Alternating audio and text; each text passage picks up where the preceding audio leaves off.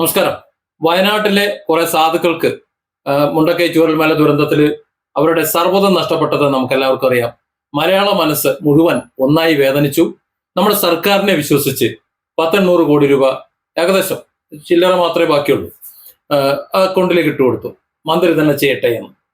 എന്നാൽ കുറച്ചു വിഭാഗം ഈ മന്ത്രിയെ കുടിച്ച വെള്ളത്തിലും വിശ്വസിക്കാൻ കൊള്ളൂല എന്ന് തിരിച്ചറിഞ്ഞുകൊണ്ട് ഒരു 10-30 കോടി രൂപ മുസ്ലിം ലീഗിന്റെ അക്കൗണ്ടിലേക്ക് ഇട്ടുകൊടുത്തു. ആ 30 കോടിയെ കുറിച്ച് എന്തായാലും ഞാൻ മറ്റൊരു വീഡിയോയിൽ വളരെ വിശദമായിട്ട് സംസാരിക്കാം. കുറച്ച് കാര്യങ്ങൾ അതിനെക്കുറിച്ച് പറയാനുണ്ട്. ആ പണം എങ്ങോട്ട് പോയി, എന്തൊക്കെ ചെയ്തു എന്ന് പറയാനുണ്ട്. അത് ഇതും കൂടെ കൂട്ടിക്കുഴയ്ക്കണ്ട. ഏതായാലും നമ്മുടെ മുഖ്യമന്ത്രിയുടെ ദുരിതാശ്വാസ നിധിയുടെ അക്കൗണ്ടിലേക്ക് വന്നിട്ടുള്ള 1,750 കോടി രൂപ എടുത്ത് വയനാട്ടിലെ പാവപ്പെട്ടവർക്ക് വീട് വെച്ചു കൊടുക്കുക എന്ന് പറഞ്ഞാൽ ഈ കുടുങ്ങിയവർക്ക്, എല്ലാം നഷ്ടപ്പെട്ടവർക്ക് ആദ്യത്തെ ഘട്ടം എന്ന നിലയിൽ ഭവനം വെച്ചു കൊടുക്കാൻ വേണ്ടിയിട്ടുള്ള തയ്യാറെടുപ്പ് തുടങ്ങി. അങ്ങനെ 30 ലക്ഷം രൂപ വെച്ചിട്ട് ഓരോ വീടൊന്ന് കേട്ട് ഉണ്ടാക്കാനും തുടങ്ങി. ആ തുടങ്ങുന്ന സമയത്ത് അണ്ടകടാഹം പോലെ കുഴിയെടുത്ത് വലിയ ബില്ലറൊക്കെ നാട്ടി എന്തൊക്കെയോ കാട്ടിക്കൂട്ടി വെച്ചപ്പോൾ നമ്മളൊക്കെ കരുതി, ഇത് എന്തോ മല മറിക്കും, അതിന് മുന്നിൽ ഒരു 10 നില ബിൽഡിംഗ് ചെയ്തു കഴിഞ്ഞാൽ യാതൊന്നും സംഭവിക്കില്ല, അത്രത്തോളം കുറ്റിയുറപ്പാണെന്ന് ഞാനടക്കം വീഡിയോ ചെയ്തു. കാരണം അതായിരുന്നു അവിടുത്തെ ഒരു ഹാല് എന്ന് പറയുന്നത്. കാരണം 1000 സ്ക്വയർ ഫീറ്റ് വീടിന് 30 ലക്ഷം രൂപ ചെലവാക്കിയല്ലേ. അപ്പൊ സ്വാഭാവികമായിട്ടും അത്രത്തോളം ഉറപ്പുണ്ടാവും എന്ന് കരുതി. എന്നാൽ ഈ എന്നാലിലാണ് ഞാൻ ആ മുസ്ലിം ലീഗിന്റെ ഒരു പരാമർശം കൊണ്ടുവരുന്നത്. 2 റൂമും, കേവലം 2 റൂമും മാത്രമുള്ള 1000 സ്ക്വയർ ഫീറ്റ് താഴെ മാത്രം വലിപ്പമുള്ള സർക്കാരിനെ വിശ്വസിച്ച് അക്കൗണ്ടിലേക്ക് ഇട്ടുകൊടുത്ത പണം കൊണ്ട് സർക്കാർ പണിഞ്ഞിട്ടുള്ള ഒരു വീടിന്റെ ചെലവ് 30 ലക്ഷം രൂപ. അതാകട്ടെ ഇതിപ്പോ നൗഫലിന്റെ വീടാണ് ഇപ്പോ വില്ലനായിട്ട് നിൽക്കുന്നത്. നൗഫലും മറ്റു ചിലരുടെ വീടുകളും കയറി താമസിച്ചിട്ടില്ല. കയറി താമസിക്കുന്നതിന് മുമ്പ് ടെറസ് പൊട്ടി ഒലിക്കാൻ തുടങ്ങി, വിള്ളല് തുടങ്ങി, പിന്നെ ഡോറൊക്കെ പൊട്ടി നാശമാകാൻ തുടങ്ങി. 2 ആഴ്ച മുന്നേ മഴ ഉണ്ടായിരുന്നു. അപ്പൊ ഇവര് വെള്ളം കെട്ടി നിൽക്കണ്ടായി. അല്ല, ഇതിൽ മാത്രം വെള്ളം കെട്ടി നിൽക്കണ്ടായിരുന്നു. ഇവിടെയും കുറച്ച് വെള്ളം ഉണ്ടായി. പക്ഷെ ഞാൻ എന്നിട്ട് താഴെ പോയി നോക്കുമ്പോൾ അതിന്റെ ഒരു കിനിവ് വരുന്നുണ്ട്.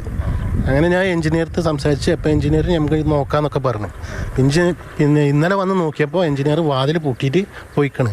അതേപോലെ തന്നെ ഈ ഡോറൊക്കെ നമ്മൾ ബെഡ്റൂമിൻ്റെ ഡോറിൻ്റെ ഒക്കെ സൈഡ് അതൊക്കെ പൊട്ടിക്കണ്.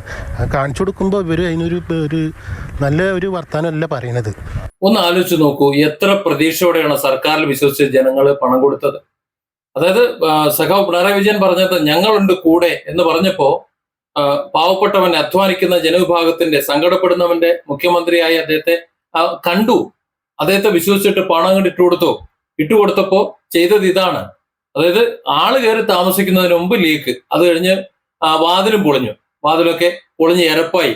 ബന്ധപ്പെട്ടവരോട് പറഞ്ഞപ്പോ റെസ്പോൺസ് ഒന്നുമില്ല, മര്യാദയ്ക്കുള്ള ഒരു പ്രതികരണമില്ല, പകരം പൂട്ടി അങ്ങോട്ട് പോയി. ഇനി വേറെ ആരും കയറി കാണിക്കരുതല്ലോ, അതുകൊണ്ട് ആരും കണ്ടിട്ടുമില്ല. ഏതായാലും സംഗതി വിവാദമായി. മീഡിയകളിൽ വാർത്ത വന്നു, അതെല്ലാം റിപ്പോർട്ട് ചെയ്തു. ഉടനെ നമ്മുടെ മന്ത്രി അവിടെ പെട്ടെന്ന് പൊട്ടിമുളച്ചു. വന്നതിന് ശേഷം പണ്ട് നമ്മുടെ കിണരേഷ് കുമാർ കിണറ്റിലിറങ്ങിയ കഥ അറിയാമല്ലോ നിങ്ങൾക്ക്. വെള്ളം പരിശോധിക്കാൻ, വെള്ളം മുക്കി നോക്കാൻ വേണ്ടിയിട്ട് കിണറ്റിലിറങ്ങി ഒരു തൊട്ടി വെള്ളം കോരിയതുപോലെ നമ്മുടെ മന്ത്രി കോണി എടുത്തു വെച്ചിട്ട് മേലെ ഈ ലീക്ക് വന്ന ഭാഗത്ത് ബന്ധപ്പെട്ടവർ മാർക്ക് ചെയ്തിരുന്നു പേനയോ പെൻസിലോ കൊണ്ട്. കാരണം ഇവിടെയാണ് ലീക്ക് വന്നിട്ടുള്ളത് എന്ന് തിരിച്ചറിയാൻ വേണ്ടിയിട്ട്. അത് പെതിയെന്ന് ചുരണ്ടി നോക്കിയിട്ട് മൂപ്പരങ്ങോട്ട് വിദഗ്ധ അഭിപ്രായം അങ്ങോട്ട് പറഞ്ഞു. എനിക്ക് തോന്നിയത് എന്തോ ഒരു കിളി പോയ ഒരു മൂപ്പര് ചെയ്യുന്നത്. അല്ല, സത്യം പറയാം. കാരണം ഈ മാർക്ക് ചെയ്തവിടെ, കറക്റ്റ് ലീക്കുള്ളവിടെ മാർക്ക് ചെയ്തവിടെ, അത് ഈ ഊരാലുകൾ ഉദ്യോഗസ്ഥന്മാരെന്നെ വന്നിട്ട് മാർക്ക് ചെയ്തത്, അല്ലെങ്കിൽ ഞാനൊന്നുമല്ല മാർക്ക് ചെയ്തത്. ഈ മാർക്ക് ചെയ്തത് ഈ മന്ത്രി വന്നിട്ട് ഈ മാർക്ക് മാത്രം വായിക്കേണ്ട ആവശ്യമുണ്ടോ? എനിക്ക് ചോദിക്കേണ്ട മന്ത്രി, ഞാൻ ഇവിടെ നിൽക്കണ്ട. എന്താ ഈ വീടിന്റെ ഉടമസ്ഥൻ, ഈ വീടിന്റെ ഉടമസ്ഥനാണ് ഞാൻ. എന്തൊക്കെ വാക്ക് മന്ത്രിക്ക് ചോദിക്കാം? ഒരു അവകാശമല്ലേ, ഒരു അവകാശമാണ് ഈ ഉടമക്ക് ഒരു അവകാശം ഉണ്ടല്ലോ. ആ അവകാശം ആ മന്ത്രിക്ക് എൻ്റെ അടുത്ത് ചോദിക്കാം. വിള്ളലൊന്ന് കാണിച്ചു തരുമെന്ന്. ഞാൻ എന്നിട്ട് മേലെ പോയിട്ട് നിങ്ങളെ ഈ മാധ്യമ പ്രവർത്തകർക്കാണ് ഞാൻ അത് കാണിച്ചു കൊടുത്തത്. നിങ്ങൾക്കത് ബോധ്യപ്പെട്ടതല്ലേ? മേലെ വിണ്ടതും അടിയിൽ വിണ്ടതും ആ കിനിവുള്ളതും ആ മാർക്കർ മായ്ക്കാൻ എന്താ ഞങ്ങൾ ചെയ്തത്? തെരഞ്ഞെടുപ്പ് ചട്ടം വരുന്നതിന് മുമ്പ് എങ്ങനെയെങ്കിലും ഒരു 151 വീടുകളുടെ ഉദ്ഘാടനം അങ്ങോട്ട് നടത്തിയിട്ട് ആ മഹാഭാരതം നടത്തിയത് പോകാന്ന് വെച്ചിട്ട് പിണറായി വന്നിട്ട് അങ്ങോട്ട് അടിച്ചങ്ങോട്ട് തൂഫാനാക്കി സെറ്റാക്കി എല്ലാം റെഡിയാക്കി ഞങ്ങൾ അങ്ങോട്ട് കൊടുത്തു എന്ന് പറയുന്നു. പക്ഷെ നാളെ ഇതുവരെ ഈ സമയം വരെ അതിനകത്ത് ഒരാൾക്ക് താമസിക്കാനുള്ള ഇടം വന്നിട്ടില്ല. അതേക്കുറിച്ച് പറയുന്നതിന് മുമ്പ് ഒരു കാര്യം കൂടെ ഒന്ന് പറയട്ടെ. പുത്തുമല കോളപ്പാറ ഇതേപോലെ ദുരന്തം ഉണ്ടായതാണ്. ഇതേ പിണറായി സർക്കാർ അവിടെ വെച്ചു കൊടുത്ത വീട് ഒരു കൊല്ലം കഴിയുന്നതിന് മുമ്പ് അത് നശിച്ച് നാരായണക്കൽ ഇളകിപ്പോയി. ഇപ്പോ ഈ വീഡിയോയ്ക്ക് താഴെ കമന്റ് എഴുതുന്നവരും ഒരുപക്ഷെ ഈ മുണ്ടക്കൈ ചൂരൽമല ഭവന നിർമ്മാണത്തെ കുറിച്ച് സംസാരിക്കുന്നവരും ദയവായി അവിടെ വീട് നഷ്ടപ്പെട്ടു പോയവർക്ക് സർക്കാർ കൊടുത്ത വീട് ഒന്ന് സന്ദർശിക്കണം. ആ വീടിന്റെ മുകളിൽ താർപ്പായ വലിച്ചു കെട്ടിയാണ് ഇപ്പോൾ ആൾക്കാർ താമസിക്കുന്നത്. അതാണ് ഇവിടുത്തെ ഗതി. മാത്രമല്ല, എപ്പോഴാണ് പൊളിഞ്ഞ് തലകൂടെ വീഴുന്നത് എന്നറിയാതെ ചിന്തിച്ച് ഭയന്നാണ് ജീവിക്കുന്നത്. സർക്കാർ ആ വീട് വെച്ച് കൊടുക്കാതെ കാശം കൊടുത്തിരുന്നെങ്കിൽ അവരെന്തെങ്കിലും ഉണ്ടാക്കി എങ്ങനെയെങ്കിലും ഒരു ജീവിച്ചേനെ. അതേ അവസ്ഥ തന്നെയാണ് ഇപ്പൊ ഇവിടെയും. നൗഫലിന്റെ വീട് ടെറസ് പൊട്ടി, ആ വീട് കേടുവന്നു. ഈ കാര്യങ്ങൾ നൗഫലിന് കൊടുത്ത വീട് എന്ന് പറഞ്ഞാൽ നൗഫലിന്റെ കയ്യിൽ എത്തിയിട്ടില്ല.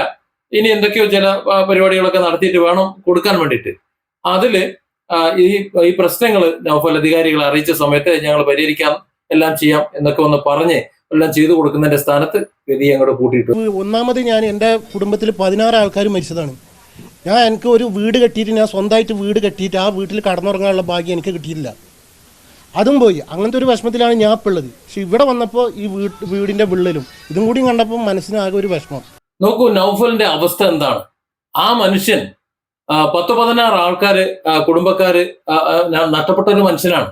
അയാള് കഷ്ടപ്പെട്ട ഒരു വീടുണ്ടാക്കിയിട്ട് ആ വീട്ടിൽ ഒരു ദിവസം പോലും കഴിയാൻ പറ്റാത്ത ഒരാളാണ്. എന്നിട്ട് അയാൾക്ക് ഇപ്പൊ കൊടുത്തിട്ടുള്ള ആ വീടിന്റെ അവസ്ഥ ഇങ്ങനെ പൊട്ടലില്ല.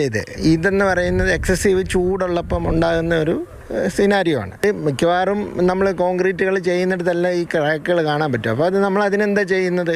അതിന് വാട്ടർ പ്രൂഫിങ് ചെയ്യും, ഇങ്ങനെയുള്ള കാര്യങ്ങൾ ചെയ്യും. ഈ കണ്ടത് വിദഗ്ധോപദേശമാണ് എന്ന് പറഞ്ഞാൽ പൊട്ടൽ ഇത് ചൂടുള്ളിടത്ത് ഉണ്ടാകുന്നതാണെന്ന്. ഞാനൊന്ന് പറയട്ടെ, അതേ വയനാട്ടില് 20 ലക്ഷം രൂപയ്ക്ക് മുസ്ലിം ലീഗ് കുറച്ച് വീടുണ്ടാക്കി വെച്ചിട്ടുണ്ട്. ഇപ്പോ മുസ്ലിം ലീഗ് കുറച്ച് വീടുണ്ടാക്കി വെച്ചിട്ടുണ്ട്. ഇതേപോലെ തന്നെ ചൂടും ഇതുപോലെ തന്നെ വെയിലും എല്ലാം അവിടെയുണ്ട്. അതിലേതെങ്കിലും ഒരു വീടിന് ഇതുപോലെ ഒരു പൊട്ടലോ വിള്ളലോ നിങ്ങൾക്ക് കാണിച്ചു തരാൻ പറ്റൂ? എന്ത് ഊരാളുങ്കൽ ഉണ്ടാക്കിയിട്ടുള്ള, പിണറായി ഉണ്ടാക്കിച്ചിട്ടുള്ള വീടിന് മാത്രം എന്താ ഈ പൊട്ടലും വിള്ളലും? അതിൽ മറ്റെന്തെങ്കിലും ശാസ്ത്രീയത പറയാനുണ്ടോ? ഇനി ഒരു വീട് അത് ഉണ്ടാക്കി കഴിഞ്ഞാൽ വിള്ളലും പൊട്ടലും വാട്ടർ പ്രൂഫ് ചെയ്യേണ്ടി വരുന്നത് എപ്പോഴാണ്? എത്ര വർഷം കഴിഞ്ഞിട്ടാണ്?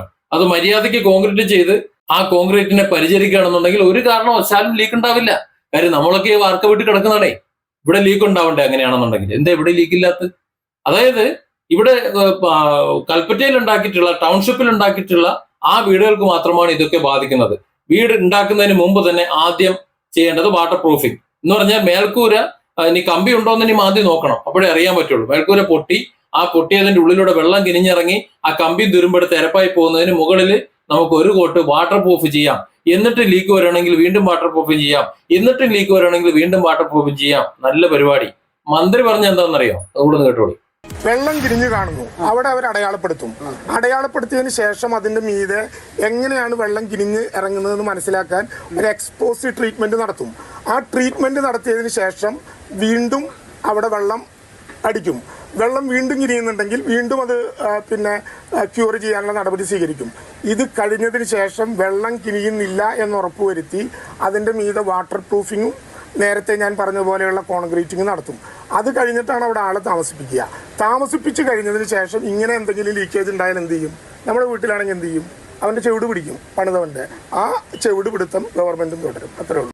എന്ന് പറഞ്ഞാൽ ഈ മുണ്ടക്കൈ ചൂരൽമല ദുരന്തത്തിൽ സർവ്വതും നഷ്ടപ്പെട്ട് ഒരു അത്താണിയും ഇല്ലാതെ നിൽക്കുന്നവന് തലചേക്കൻ ഒരു ഇടം ഉണ്ടാക്കി തുടങ്ങിയിട്ട് ഇനി സാങ്കേതികത്വത്തിന്റെ പിന്നാലെ ഇങ്ങനെ നടക്കണം. എന്നിട്ട് എന്തെങ്കിലും ഉണ്ടെങ്കിൽ നിങ്ങൾ പറഞ്ഞുകൊണ്ടിരിക്കണം. കുറെ കാലത്തിന് ശേഷം ഈ മന്ത്രിയുടെ വാക്ക് പറഞ്ഞതുപോലെ അതിന് ഒരു പക്ഷേ ഈ ഊരാളുകളുടെ കുത്തിന് പിടിച്ചിട്ട് നമുക്ക് നഷ്ടവും കാര്യങ്ങളും എന്തെങ്കിലും വാങ്ങാമെന്ന്. ഞാൻ ചോദിക്കട്ടെ, ഇതിങ്ങനെ ഏത് കാലത്താണ്? ഇനി ഖിയാമത്ത് നാളെ 1-ാം തീയതിയോ? അതുവരെ ഇവർ എവിടെ കിടന്ന് ഉറങ്ങും? നാണം, മാനം, ഉളുപ്പ് എന്ന 2-3 വാക്കുകളുണ്ട്. ഈ കസേരയിൽ ഇരുന്നുകൊണ്ട് ഈ വർത്താനങ്ങൾ പറയുമ്പോഴേ അതേക്കുറിച്ചുള്ള ഒരു ഓർമ്മ വേണം. Different angles. Don't forget to subscribe and support this channel.